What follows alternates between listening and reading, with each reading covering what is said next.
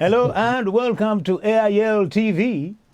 This is a political segment. Although here at AIL TV we don't do politics all that much, but also I want to make it clear that I have no affiliation with any political movement anywhere in the world, whether it is Uganda, whether it is anywhere. I'm a free man. But what is very exciting, you see, politics in Africa is improving. Let us just say that, because as you will see, I'm going to be interviewing a lady from Uganda who is standing for presidential election 2021. She has been there before. She was there 2016. So, as I was saying, I got excited when I heard that a female is standing for presidential election, which doesn't really normally happen in African politics. Yes, we have had a female president in Liberia. We had one in Malawi, but didn't last all that long. And this lady here is going to tell us why she wants to stand for election. Now, before going further, a lady in question is called Maureen, Princess Maureen Kyalya. Now, let me hear what she has to say. Hello, Maureen. Hello. Or should I say Princess? Yes. I just want you to tell us what exactly are your plans. You want to become a president of the country. We want to hear what you are going to do. But first of all, introduce yourself. Yeah, good evening. I'm Princess Maureen Kyalya, as I've been introduced already, a royal native princess in Uganda. And it's a very, very painful moment for me that every 5 years when we are going to elect the president of Uganda, we all have to stand in the race to try and change things. I believe we are about 45 candidates. The bottom line is we could actually change the leadership in Uganda because it's so pathetic if we were more unified. But the system is such that an individual cannot change anything. I was a senior presidential advisor in charge of poverty alleviation, and I tried to change just one area of 10 districts. I couldn't do it within the system. So you cannot do it within the system. The president does everything, runs everything like a home. And that means that people like me who would be very, very comfortable being a prime minister for Uganda, delivering for the nation, building structures, have to compete against him for presidency. Because if you're not a president, you cannot do anything in the country. I'm standing under Uganda Tories. I'm a founding member for a new political party that is called Uganda Tories, which is really Uganda natives, calling on everybody, all the Ugandans everywhere in the diaspora, to remember East or West, home is best, work together and change the nation. Having said that, I am aspiring for presidency, but I'm not the only candidate in the party. It is 3 very powerful candidates. I'm hoping I'll get the card. I'm hoping I'll be the candidate at the front line. But I've got to mention that we have Dr. Kalim Amin, son of the late Idi Amin. Most people would know him coming up and within my party. And we also have Engineer Elton Mabidizi, who also stood in the last elections coming up against me within the party. I am hoping I'll be on the winning end. I will know that by the end of next week, in which case I'll be the flag bearer for Uganda Tories, representing us in the next elections. But I do have a by-election coming up. I thought I should make that clear. Sorry. Now, that will come later. Now, let me see.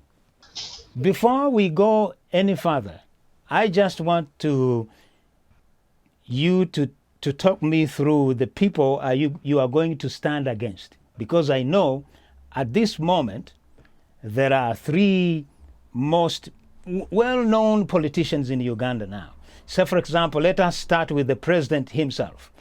I will be asking questions. You will be talking about why you think that you would be suitable to be the president of Uganda. So this is one of the presidents that you are going to be standing against. So tell me, how do you see yourself standing against President Museveni and winning? I've already done so in 2016. And I know the reasons I did not win. One of them was vote protection. We actually fully protected that vote. The people who went to court were right, but because we don't have cooperation within the opposition parties, we couldn't put the evidence together. At the worst, there should have been another election. There wasn't a majority as far as I know, but we did not protect the vote. That is not going to happen again.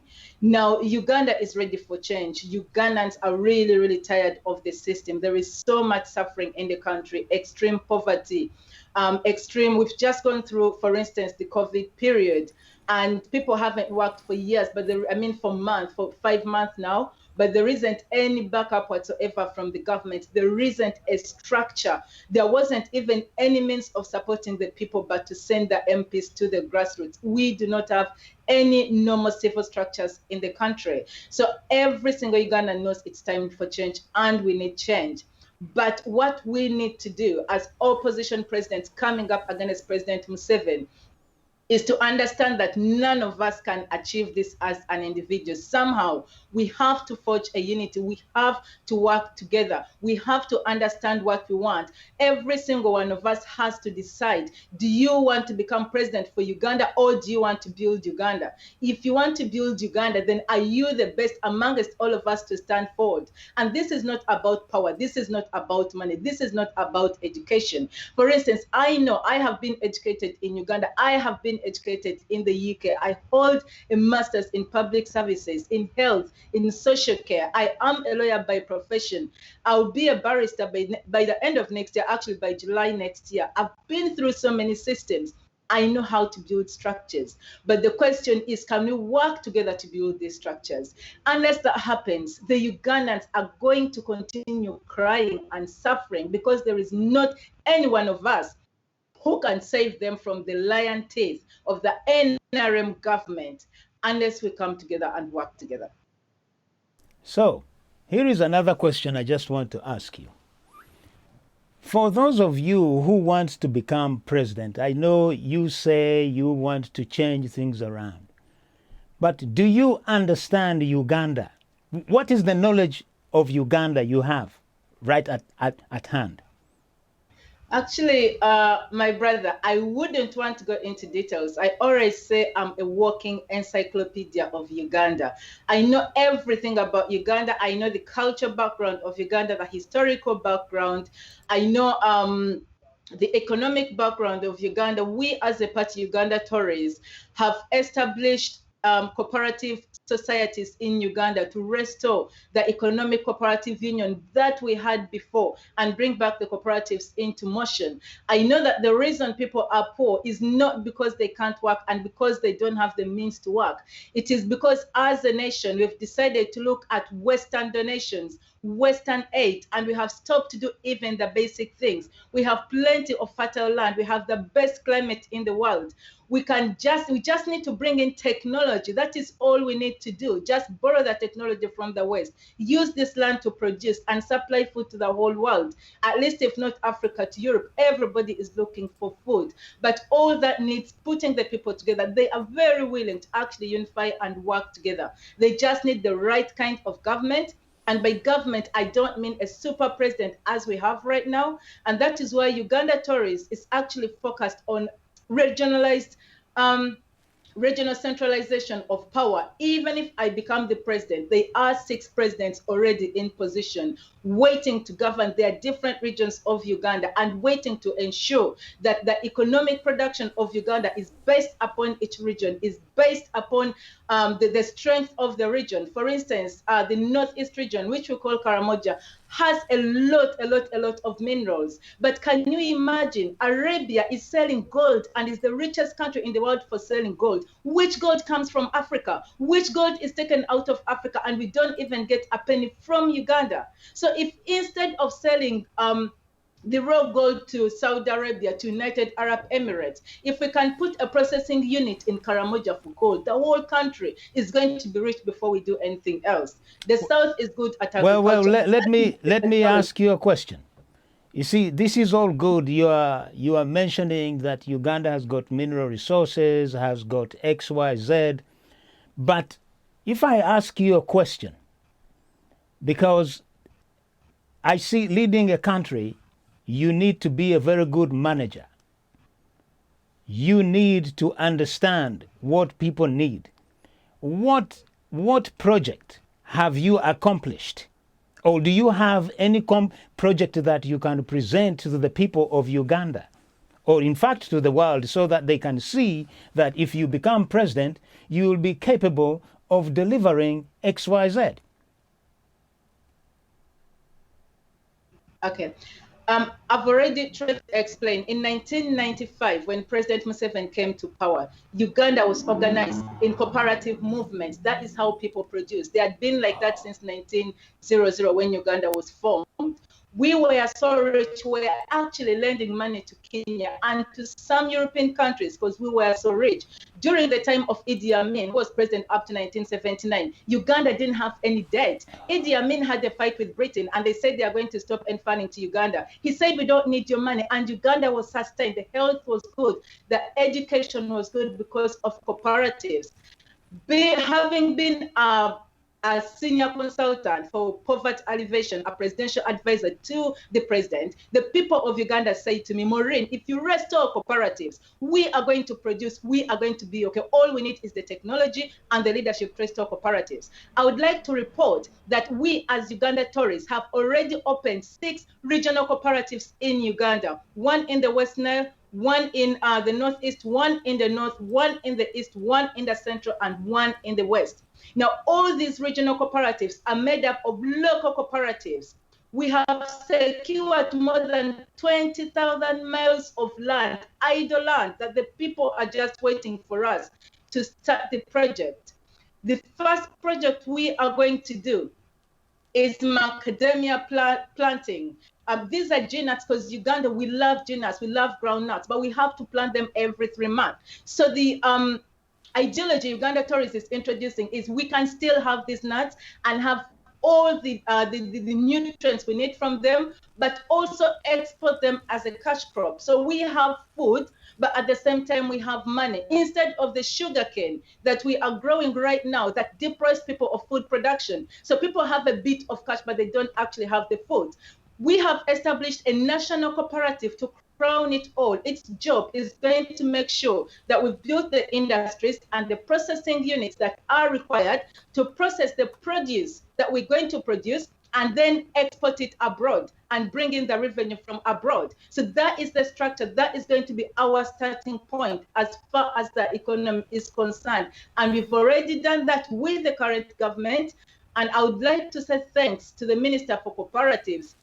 Even if he's in NRM, but at least he was responsive when we came to him and said, this is what we need to do. And I also would like to say thanks to my competitor, President Museveni, even if you are so good as a person, but you have no government, you have no structures, and NRM has to go. But at least you listen to me. When I said the cooperatives have to be restored, I noticed NRM is making the effort to put up circles, which are cooperatives. But we need proper empowerment of the people at the community. We need restoring of their power. We need to give them back their land that we have grabbed and given to Chinese and given to Indians. These lands were communal. People were producing together on these lands. All they need is tractors. The reasons why they can't produce now is because we don't have those tractors. But if you can only bring those tractors into place, to bring the processing plants into place, the Ugandans are very hardworking and very happy and ready and just waiting that is all to good. produce and bring back the country to shine. Okay, let me say this. Because we are also having the internet connection is not all that good. It's really, let me hope, I think my second unit camera management there, I think we need to stick on this angle because it seems to be working okay. Now, Princess Maureen, I just want to ask you a question. Very, very, very simple question. Every politician I hear, it's not only Ugandan politicians really. Every time they are talking about agriculture, they are talking about, I don't know, even when they talk about agriculture, they do not talk about agriculture in a modern way. I don't hear African politicians, including yourself, talking about technology. This is 2020. By the time you become president, it will be 2021. Yet in Uganda, we have got the biggest university in Africa, Makerere University, but they cannot even produce a programmer just to produce something very simple. Why is that? Why do we have to concentrate on agriculture all the time? Please, if I want to know this question, and I'm serious about this. And I don't think I don't think you heard me. I said that we have the land, we have the fertile lands, we have the best climate in the world. We have a privilege over everybody else. For instance, in Europe, I've been to France, and France produces most of the food we eat here because it has an advantage over UK in terms of production. Every single nation has to actually take advantage of their comparative advantages. Our climate is the best. We have Lake Victoria, it doesn't run out. We have very, very good climate.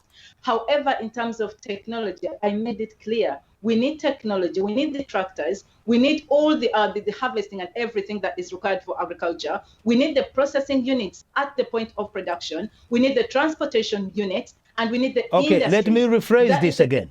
No. Give me a chance. However, No. Listen fast. Listen. Let me rephrase this again.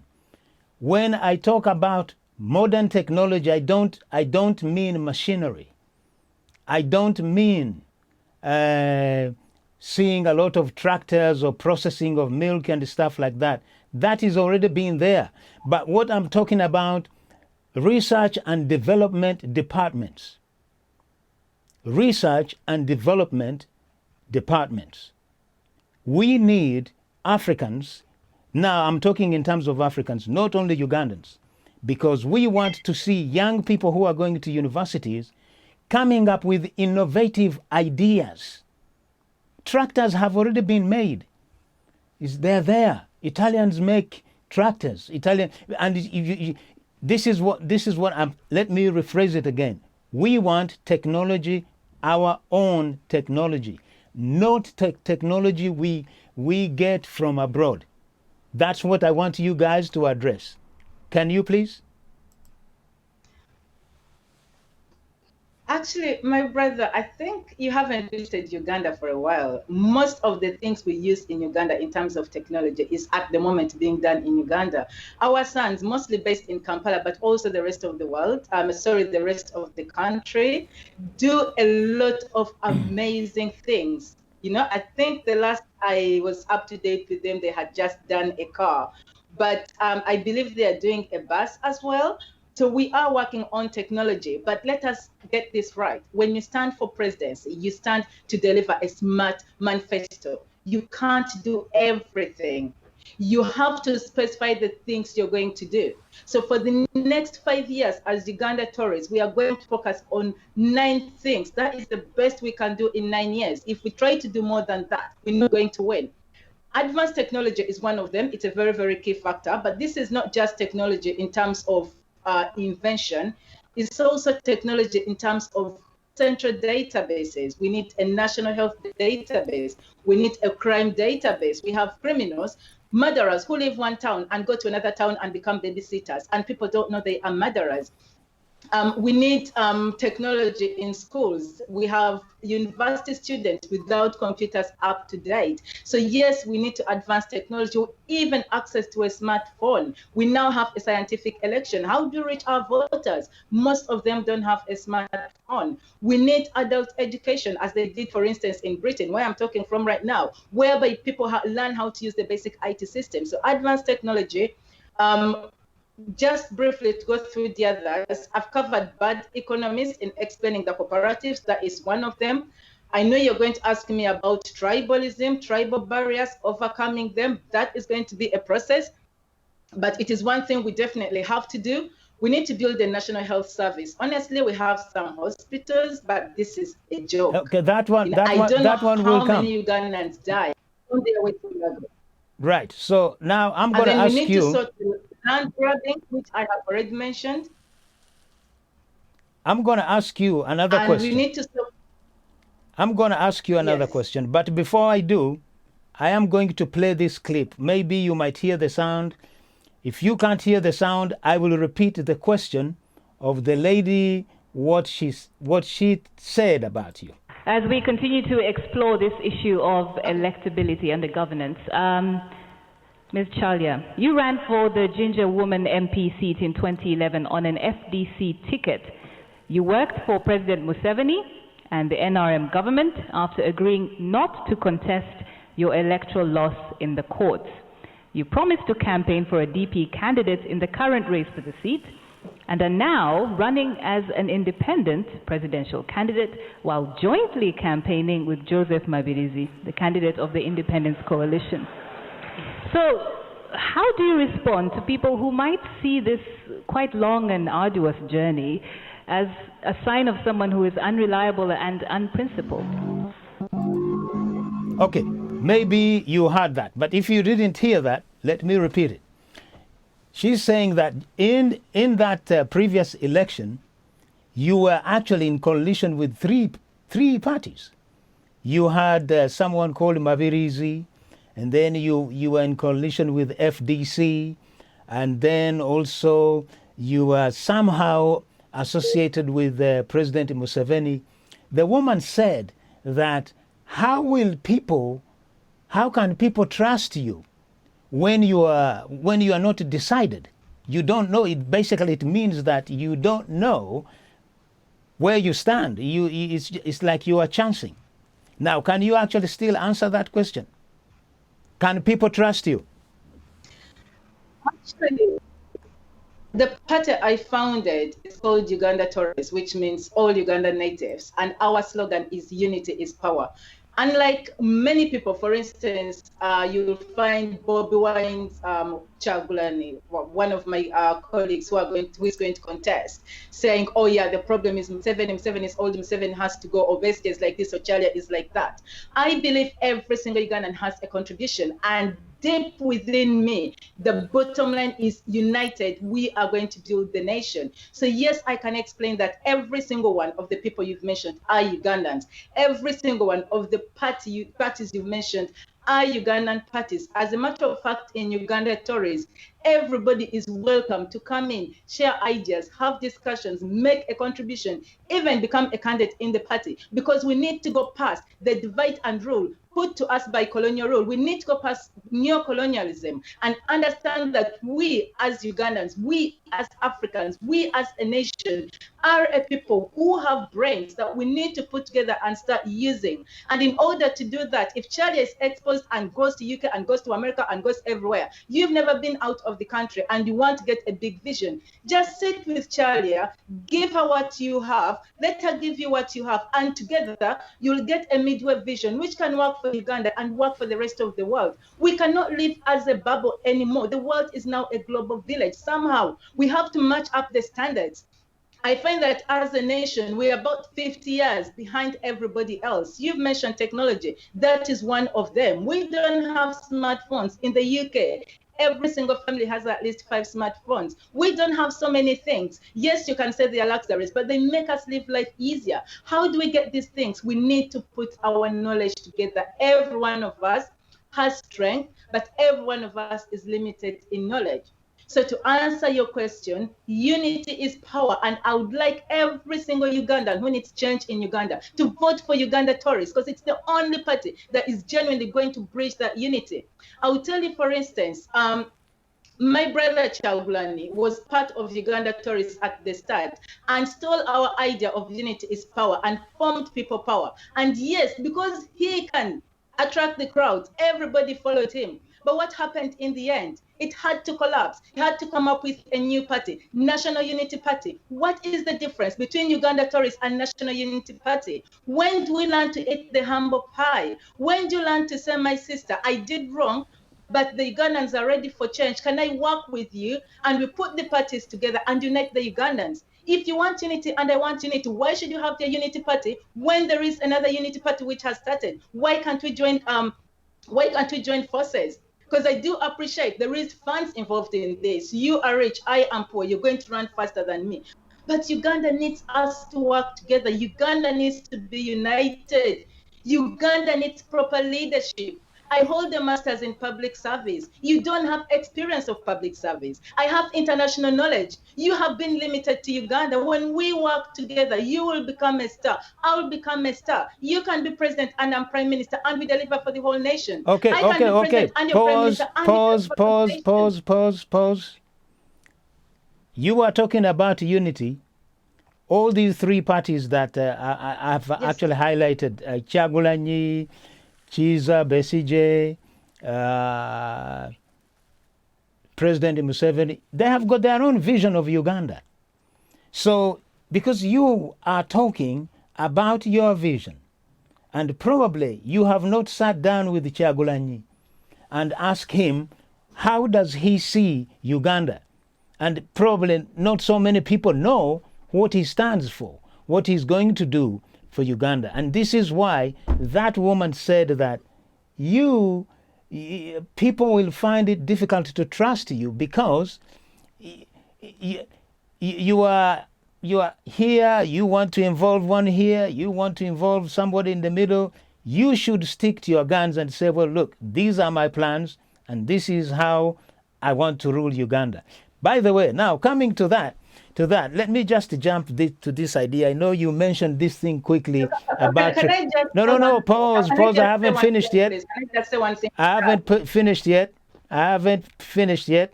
You will answer. You've got all the time. Right. Tribalism. We know Uganda is deeply divided because of tribalism. And how are you going to defeat that? So the floor is yours. Okay. Adam, before I answer tribalism, I'm going to go back to the unity point. You challenged me and said, I do not know Kyagulanyi's plan, and I'm going to answer why. I made the effort. I call President Museveni if I need to. I call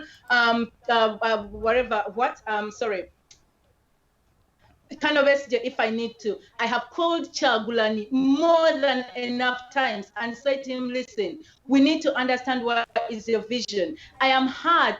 General Mugisha Muntu, I call him all the time if I need to, and I did call him before he registered that party. And we have the same vision, guys. Can we at least try to synergize and work together? I do the calling. I'm the mother in all of this, and I think that is why it's beautiful to be a woman, because you learn to love everybody regardless of what they are. But my counterparts, the brothers, each of them, I'm sorry to say, are selfish. It's not Uganda they are after. It is being president. It is sitting in that chair. It is having those bodyguards. So yes, they say to the Ugandans, we are working for Uganda, but ultimately, if you say to them, Uganda is a big elephant, let us each take one bit of the elephant so the Ugandans can have the best of us. Each of them is going to run because each of them wants the elephant to themselves. So to answer your question, I have done my job. I'll continue doing my job. I have a president's WhatsApp forum. I have put 5 candidates there already, including Mugisha Muntu and including Charles Bale from the Green Party, EPU. That's what they call it, Ecological Party of Uganda. And I'm going to continue collecting all of them. And if the Ugandans don't trust me because I'm a mother who unifies Ugandans and says, if we want the best for Uganda, let's deliver it together. Let it be so. But that is the only solution. There isn't any one of us who can remove Museveni by themselves. Let nobody lie to you. We actually need to work together as a nation. Even himself, I was there in 2016 when he said he doesn't want to stand again. He is tired. So if we work in unity and say to him properly, Dad, can you please step aside? He will do it. But we want to use force. We want to use ours. We want to show him we are better than him. Why would he listen to us? The key is unity. We need to get together and we need to speak to everybody. And that is what is going to get us through. Okay, fantastic. You don't have to convince me. You have to convince Ugandans. It has taken, since 1986, Museveni is being in power. And many people are complaining about infrastructure. What's happening here? Yeah? And people are complaining about infrastructure. So, you, as a person who has got fresh ideas, as you say you have, how are you going to deal with rebuilding Uganda? How? You know what? I haven't said I have fresh ideas. Whether you believe me or not, all my ideas, I sang it in the song in the last elections, were actually Museveni's ideas in 1985 when he came into power. Somewhere along the line, he went off track. And I know why. Because somewhere along the line, he became a super president. He was the bus, he was the engine, became the driver and the conductor. And everything went out of order. But the same things that he said he was going to change. Let's overcome cultural backwardness. Let's overcome bad economies. Let's overcome tribal barriers. Unity is power. Where did it come from? The way he used to say it, I think he said, one nation, one country, one nation, one country. And then Besigye turned it to one Uganda, one people. It is the same thing. And Kyalya has changed it to unity is power. And Kyagulanyi is changing it to national unity. It is exactly the same thing. We are all living the dream that Museveni has laid. He will be remembered for this. Let's advance technology, ensure food security, national health service. This is all Museveni, job security. But the question is, when you're supposed to be driving in one direction and you end up in the opposite direction, someone needs to help you to get back on the track. NRM has lost it. As a government, it has completely lost track. It has no structures. It's been 35 years. But it cannot even make an arrangement to deliver 20,000 shillings to the elderly after 5 years that they promised them, people who are over 80, even throughout COVID. 20,000 shillings is, it's not even 10 pounds, because 10 pounds is 50,000. So 20,000 is 5 pounds or 4 pounds, but the government cannot deliver that to the elderly in the country. It has failed. So we need to come in to make sure that this dream that was so nice in 1985 and has not been delivered, that His Excellency President Yoweri Kaguta Museveni is helped to deliver it, and the Ugandans benefit from it. They've waited for 35 years. That is long enough. We need to do something now. Okay, pause. Let me ask you, what is your slogan? Unity is power. Together, unity is power. The same issue. Yeah. Okay, so power, yes. So it's the same thing that was seen as a weakness by that lady. But I find that as the strength of our party, that together as Ugandans, we will achieve what each of us cannot as an individual. Okay. Yeah. Unity is power. What is the difference between National Unity Party and Unity is power? It's exactly what I told you. The dream, I always want to give credit where it's due. I would like to give credit to President Yoweri Kaguta Museveni because this was his dream when he first came. National, one Uganda, one people, one nation, one country. That is what he said. One nation, one country. That is what he came to form. That is what we need. We have not got away from it. I am saying the same thing. Besigye is saying the same thing. Kyagulanyi is saying the same thing. Why are we failing? Because we have our own selfish interests as people, especially my brothers. Everybody feels unless they are president at the helm, they can't do anything. Yet actually, if we sit down, say support one person, even if it's Kyalya, because I'm the only unique one so far, you know, the only woman coming back for the second time. Say, okay, Kyalya, you're not going to be so great because you're a woman. Take that seat. Let's all work with you. The country is going to benefit better. But even if I was at the back, I'm happy to be the engine because I have the brains. I'm an intellectual. I know myself. I can change that country around in 1 year and nobody can recognize it. I have an ability to speak to people and they follow what I say. So wherever I am, my influence is felt. I am not in government. But when I said, let's change the NAD system, it's not working, it was changed. And it was replaced by my system that NRM calls Operation Wealth Creation. That was my baby. I did that research. I gave that idea to the president. So you don't have to be ready to do that. But if we get together as a nation, as people, as candidates, put the resources together, protect the votes together, look at the MPs. We need to get the NRM parliament out. We need an opposition parliament. How do we achieve that?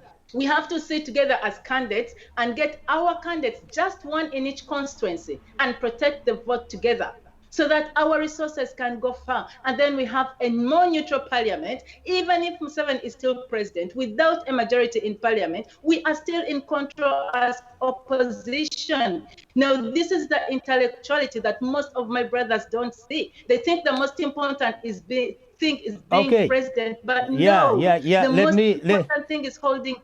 Yeah, just a moment. I'm going to remind people where we are. Ladies and gentlemen, we are broadcasting live from London, and we are talking about politics. As I said earlier on, I have no affiliation with any political party, but I am actually speaking to an interesting lady, Maureen Kyalya, who is standing for presidential election. As you can see, we here in London is so hot, bright, but if in Uganda it is dark by now, I know it could be 9 o'clock, but here in London, we are blazing. Now, I'm going to go back again to Maureen. I just want to ask her a simple question. See, my questions are very simple. They are not all that tricky. So, back to Maureen. Now, I asked you earlier, I said, what is your knowledge of Uganda? Do you understand Uganda? I just want you to answer me in one sentence.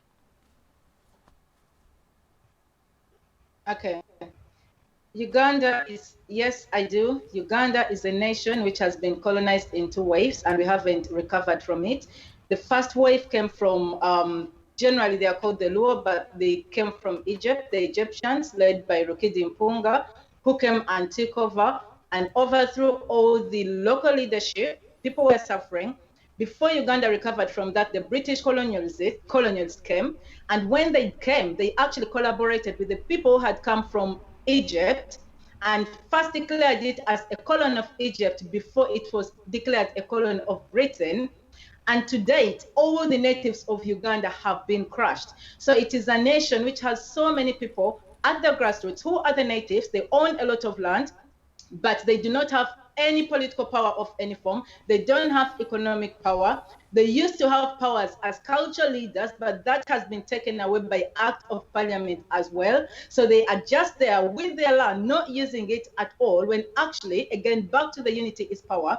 If we, the selfish politicians, because politics is about we, the elites, the selfish people who think we know more than everybody else, who thinks we will plan for everybody and decide for them what to do without giving due regard to what they feel and what they think. So if we, the selfish elites, just work with the people at the grassroots who have the resources, who have the land, who own everything, humbly and respectively, that nation can't be rebuilt without even all the West that we are going through at the moment.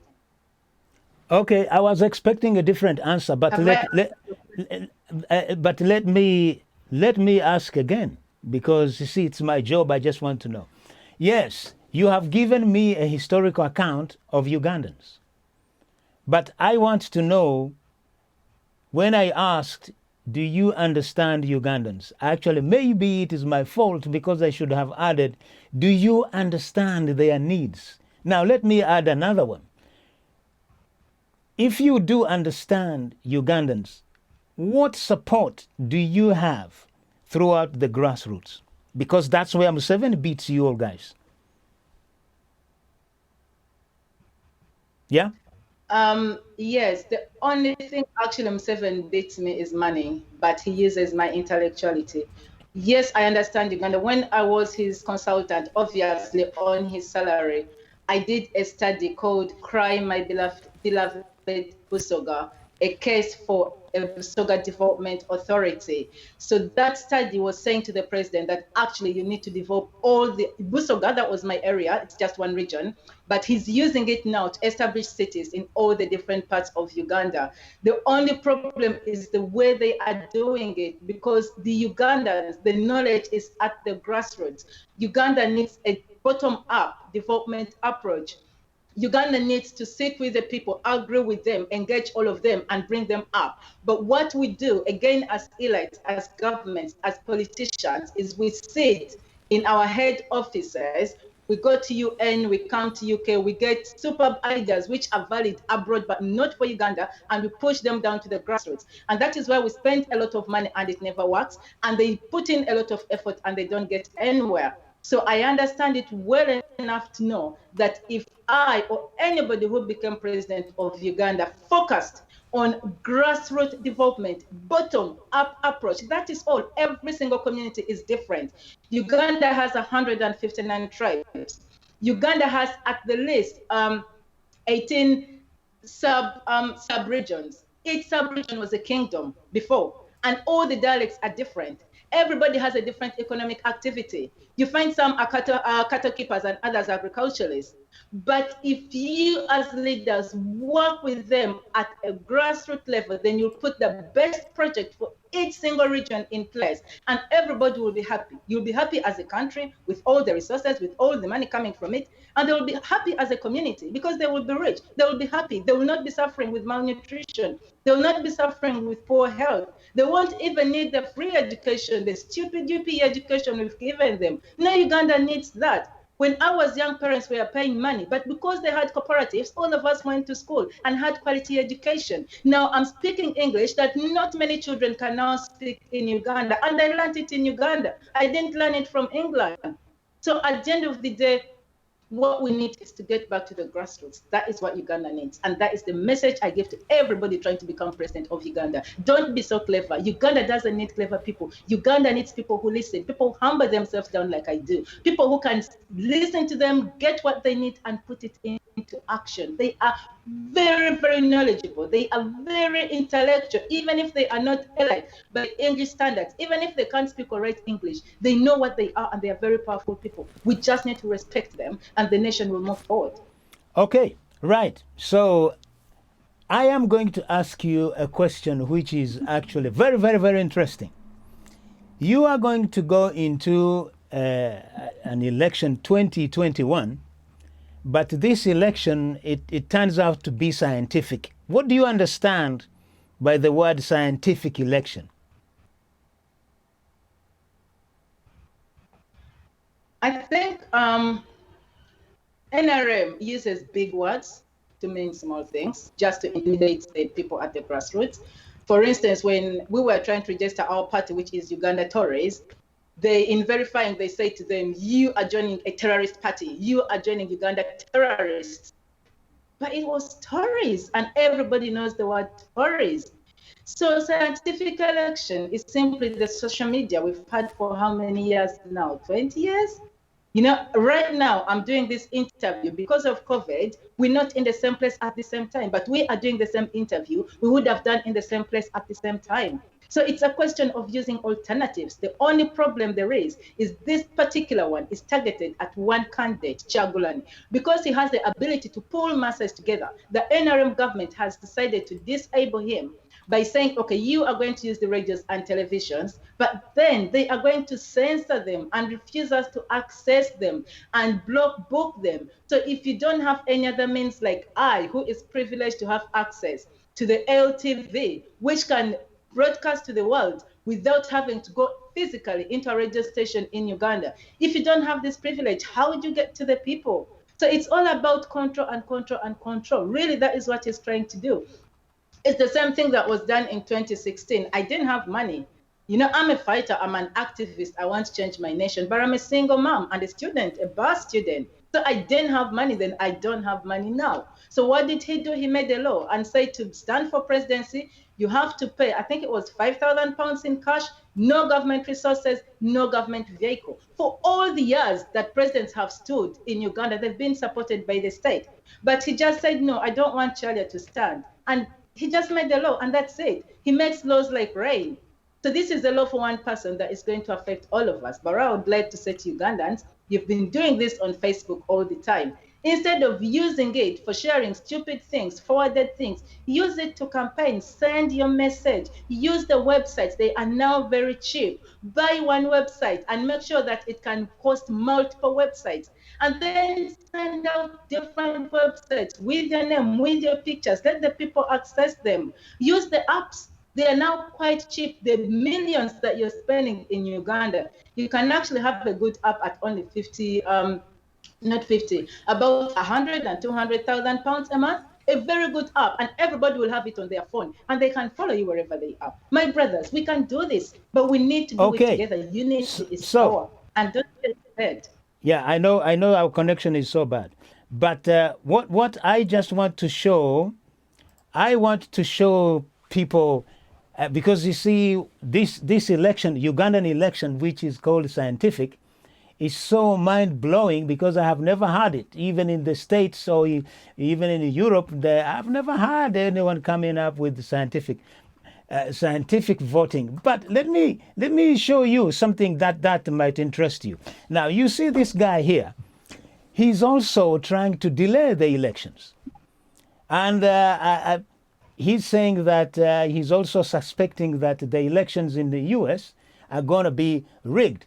But I can imagine the conversation maybe might go like this. I'm going to try to attempt the voices of these two presidents.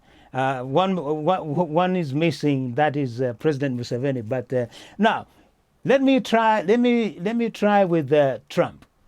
Trump is delaying the elections, and he's thinking because of COVID-19, blah, blah, blah. I think maybe he might have actually contacted President Museveni by saying, "Hello, Mr. President, I want to delay the elections, but could you please help me or give me some ideas?" And then President Museveni goes and say, "You tell your people they are there because you are the President of the United States. You can delay the elections, and no one will oppose you because you have got all the power." But then Trump goes and say, "Mr. President, that is not possible. That is not possible here in America because America is the land of law and order." So you see, America is copying Uganda. They want to delay the elections. Now, then President Museveni I'm always saying, is this guy, he's got some kind of cleverness, because he will turn around and say, well, America, they want to delay the elections. So we are in Uganda, we have got scientific elections. Seriously, I don't see how you guys, I don't know whether, how will you defeat this guy? Because every time he's innovative. Because you see, yeah, I mean, I already said what he uses big words to mean small things, because the first thing he did was to narrow the brains of the natives of Ugandans. We used to have quality education. He took it away. So all the children, we call Museveni children of these generations, especially the ones going through the UPE schools, the Universal Primary Education schools, anything you say to them, they'll take it. So to them, scientific means scientific. But actually what he is saying is what we have been doing in UK all the time. We've had postal elections for I don't remember how long. All the political parties in UK have online elections. They do online polling. We have softwares and everything that do that. So it's not anything that we do not have. It is just putting it in a complicated way so that Ugandans can say, we can't handle this. Let the man go unopposed because we do not know scientific and we cannot deal with it. It is that simple. It's not anything more than that. But I'm saying, how do we, that was your question, how do you overcome it? Again, unity is power. Because if the people who are standing for presidency in Uganda are working with me, Maureen, who has been exposed to scientific elections, if you call them that way, electronic as they are outside Uganda, then I'm going to actually comfort you, guide you, lead you, prepare you, mentor you, and make sure that we are ready for that day, whatever they bring on. We don't need to have 10 polling agents at a polling station on that day. We only need 2 polling stations and 1 smartphone 2 polling stations, two polling agents, and 1 smartphone. We just need to have the software and the ability to take the pictures for the DRR forms as soon as they are declared, pull them in one place, and have our own results before even their scientific electoral commission declares their results. And then we're ready to go to court, unlike all the times before when I was not involved. And you know what? I'm actually at the last edge of qualifying as a barrister. So you have everything for free. I'm here, I'm all ears. So if we work together, we make sure we have the evidence, we are going to do this right, because NRM has lost elections since 2006. NRM stays in power because of rigging elections. And why does it happen? Because we do not synergize our intellectuality, our finances, our energy to make sure that NRM gets out of power. I am not worried about Museveni as a person. I have him to date. I know he's a kind person and a good person. But a government, a national government, is about structures for the people. And that the NRM government has failed to do. And the NRM government has to go. And Maureen Kyalya, I have all the architecture. I have worked for NRM, I've worked for FDC, as they have said. I formed my own party. My dad was from DP. He was one of the founders of DP. I was born a royal in that land. I know all the architecture that we need to actually say bye to the NRM government. But the key word, the buzzing word, is unity is power. We can only achieve that together. Some of them have money, but you don't have the means. Some of us have the intellectuality and the means, but we don't have the money. Let's put the two together and see what can happen. That's it. End of story. Well, okay. Thank you. But now I just want to know, how long has the Tory party, Uganda Tories, how long has it been in operation? We've been in existence for 3 years. We are still struggling to get on the ground because unlike most parties, I'm going to give an example of People Power, which has just crashed into national unity. They start at the city and they make a lot of noise and think that the party is at the grassroots. I believe it's the problem FDC has had as well. Now, Uganda Tories has gone to the roots, has gone to the grassroots. Actually, when we started the registration process for the party, we were told by some EC officials that you don't need to go to the grassroots. You have an option to pay us some money and we give you a certificate. But we said, no, if we actually do that, then we won't have real members at the grassroots. So I know there are so many political parties in Uganda. I believe that is what they call briefcase parties, that are happy that they are political parties, but haven't gone to the grassroots. For the last 3 years, we've been building the grassroots. We are still struggling with EC for our status, but at least we have done the grassroots work and we are ready to go. And we are ready to uproot the NRM, not from the top. I am not fighting for presidency, but from the bottom, from the village LC1s, from the parish, from the councils, from the local government. We need the parliament. The parliament has to go to Uganda Tories at the worst by 2026.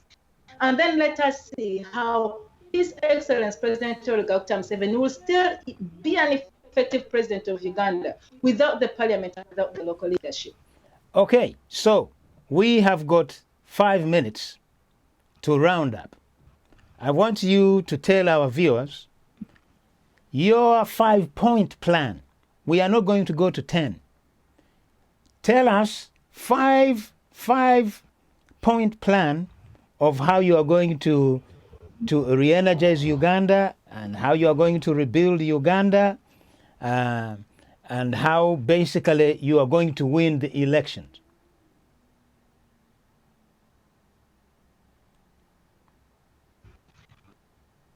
How I'm going to rebuild Uganda. You know, when you talk about rebuilding, it feels as if it's broken. It's not broken, it's neglected. So usually if, say, a child is dying from malnutrition, once you put them on drip, that is all it takes, isn't it?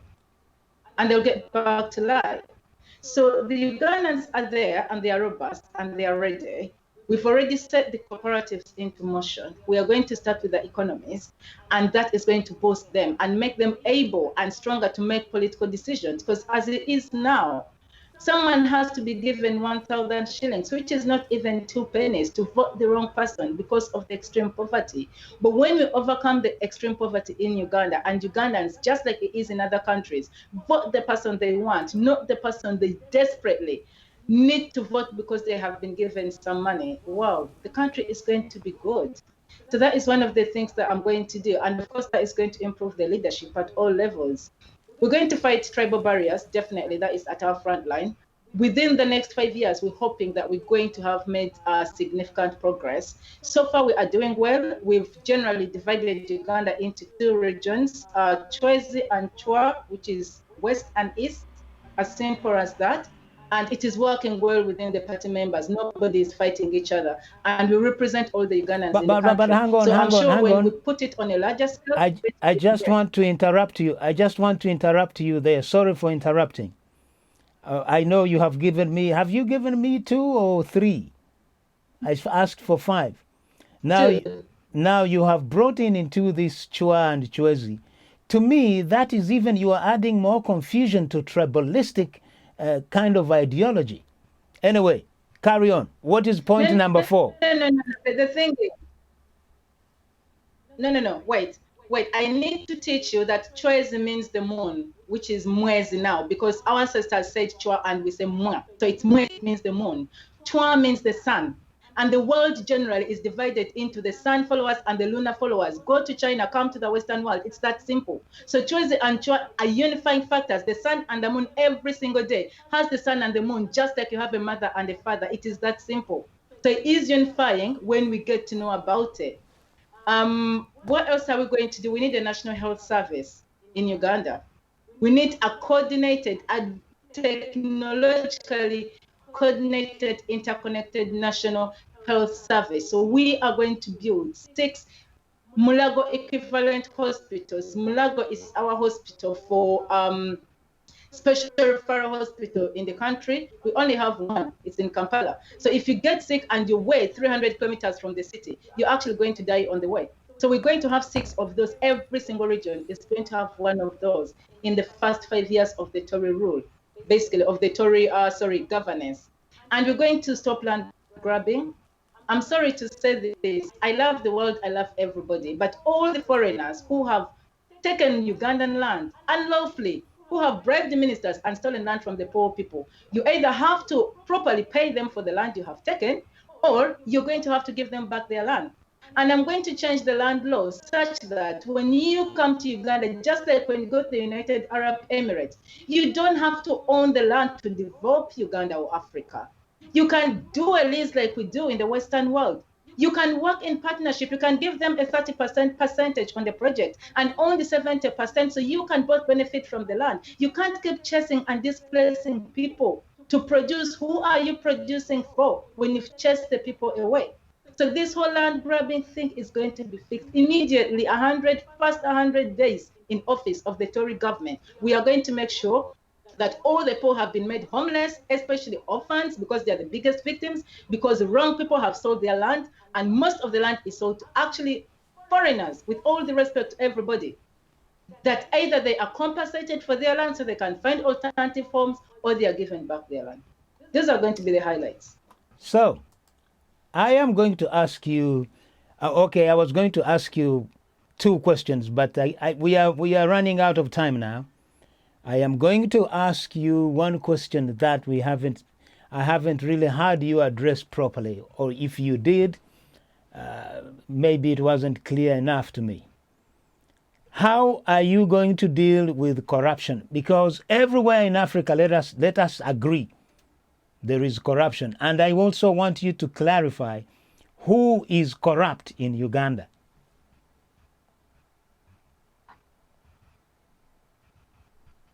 Okay. My perspective is all of us Ugandans are corrupt. For instance, it takes a Ugandan who has committed a crime to give a police officer a bribe for the police officer to become corrupt because they've taken a bribe. And we've extended this to national level, but it starts at the grassroots. We're all corrupt. Why are we corrupt? Extreme poverty, tribalism that we're talking about, Nepotism, this is going on around the country. All the key jobs belong to either one tribe or two tribes out of 159 tribes in Uganda. There is no equality in sharing of the resources of Uganda. Extreme poverty, extreme poverty. From where I'm standing, if we put right the basics, for instance, job security is one of the things on our manifesto that I didn't get a chance to speak to. Make sure that we have a minimum wage in the country, that people are not exploited. If someone employs you, they are paying a certain amount, which is minimum, below which they cannot actually employ you.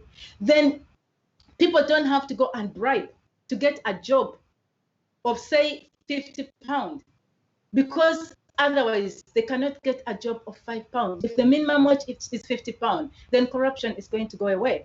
Now, when it comes to the NRM national rotten corruption, we know everybody is corruption. We know where they are.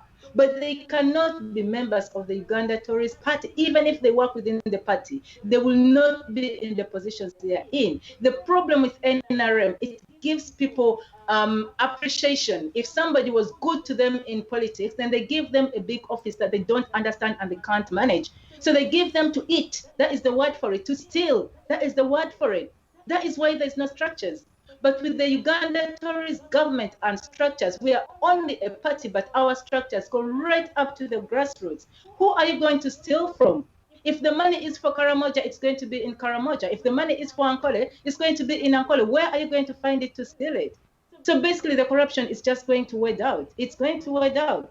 And everybody who has stolen from the Ugandan government is going to have to give back what they have stolen. They are going to have to do retribution. Those things are going to be taken back by the Ugandans, by the Uganda people. Those huge houses that are palaces, that are bigger than all our hospitals. How about they become hospitals? Why should people die when people are living in palaces on money that they've stolen from the same people? They should do retribution and give back. They should, and that is what they are going to do. So yes, corruption is going to go, and I don't even need to do anything about it, just empowering the grassroots so they don't need to pay to survive on a day-to-day basis. And the grassroots are going to weed out all the corrupt people because they won't need the corruption anymore. That is how it's going to work. So now we are really going to close. I know there is so much to ask you and there is so much to talk about. Right now, probably, have you worked out your manifesto yet? Yes, I have. It's accessible on our website, which is ugandatourist.org. ugandatourist.org. So if you go to that website and go to the part which says about, you'll find our manifesto, you'll find our constitution, and all the other information you need. You'll even find our party leaders, and some of our candidates are in there. It's online. It's scientific. That is the word for it. Good. The last one. Do you have enough qualified people in your cabinet to run the country? Actually, I'm the least qualified because, believe me, I'm an intellectual, but they do have the experience. They have been at the grassroots. Everybody who, as I said, I'm privileged that people who have all the pain seek me out and come to me and say, we need to work together to resolve this. So I am not short. Actually, I'm overflowing with qualified people, and I do love you so much, the Tory family. I thank you for everything you're doing. I love you so much, everybody in Uganda. I really, really, really, really, really pray that you give me a chance. I may not necessarily be the Tory president because the people have the power to decide, but I am definitely the Tory machinery. I am definitely the engine that is going to run the Uganda government, the Tory Uganda government. Please trust us. Please vote the Tories from the grassroots to the last person, mayor, MP, everybody. Just vote Tory, and you will not regret it. Give us 5 years. Let us show you the Zion that Uganda can be under the right hands with the right leaders. We have the right leaders from every single corner. I have already mentioned some of them. You know, I've already mentioned in Western Uganda, we have Lord Asaf Kato, we have Dr. Amin in West Nile, we have Lord Chibota in Northern Uganda, Ojamuge, We have Olodokoth, that's my Eastern president. He does a lot of work. Lord Kate, they are so many and they are so brilliant. My friend, Lord Mabirizi, he's the president for the Central Region, which is Uganda. Because in Uganda, tourists, you don't just germinate and become a president of Uganda. Okay, You all right, must be a president of a region. All right, So he's all right. We hear that. Now, you know, suppose somebody come and challenge you, not even challenge you, because you know people have got their own ideas. They might suggest that you are just talking because anyone can talk the way you are talking. They want to know exactly what can you do, because anyone can talk. Anyone can come from the street and say things that people want to hear. What will you do to convince those who are challenging you, or your challengers? In fact, the man on the street, never mind the challenger, the man on the street who wants to be free. In fact, we haven't even talked about freedom. You know, that will be another day, because I will be following your progress. So how will you convince a man on the street? Never mind the man on the suit, because what I see every time when I see people demonstrating, I don't see people wearing suits on the street. So this is, as floor is yours, 2 minutes, and we are off air. Okay. I've already said this. There is no words I can use to lie to what did you say? Princess Maureen Kyalya or any presidential candidate can run Uganda effectively by themselves. However, unity is power is the way to go. When you elect Uganda tourists, you're not electing Maureen Kyalya. You are electing a government. You are electing a system which every single one of the people who elect it are going to be part of it, and they're going to build it. So all I can say to you is we have enough pain. I don't know if there's any Ugandan that needs to be convinced that NRM has let us down and NRM is rotten. The problem is, what is the option? What is the solution? And this is where I'm saying to you, Uganda tourist is your option. Do not look at me at the head. Look at your children at the grassroots. The Uganda tourist candidates that are coming forward for MPs. These are some of the most hardworking, the most loyal, the most reliable candidates that you can ever have, the most reliable MPs. That is where you need to focus. The councillors, our special interest groups, our youth councillors, our disabled. We are a young party, but we are making sure that all these people are being put in place. Focus on those people. Make sure we have a system. If you build a system for me to lead, believe me, I have all the intellectuality, I have all the knowledge, I have all the ability. I am exceptionally gifted to put so many different parts together to actually get something wonderful out of it. But you need to give me the parts to work with. You need to give me those leaders from the grassroots. That is what I need. I am begging you. That is what I need. Give me those MPs, the Uganda tourist MPs. Give me the councillors. Give me the Tory president, and let Uganda shine. Let Uganda shine. Thank you. Thank you very much. And thank you everybody for watching. As I say, this debate, it continues on social media. You can carry on, send her questions on Facebook, but also the video will also be available on YouTube. So, and as I say, thank you very much, Maureen Kyalya. I'm sure you guys who wants to hear what she's got to say, you have gotten something. You have been watching a man called Jay on AIL TV, and also thank you very much to my second unit camera, Keith Matthews, who is at in South London with Maureen. So until then, keep tuned. We will bring you more plenty. Now we are getting into this excitement of politics, but of course we are not affiliated with anyone. We are here to get the message. So until then, here we go.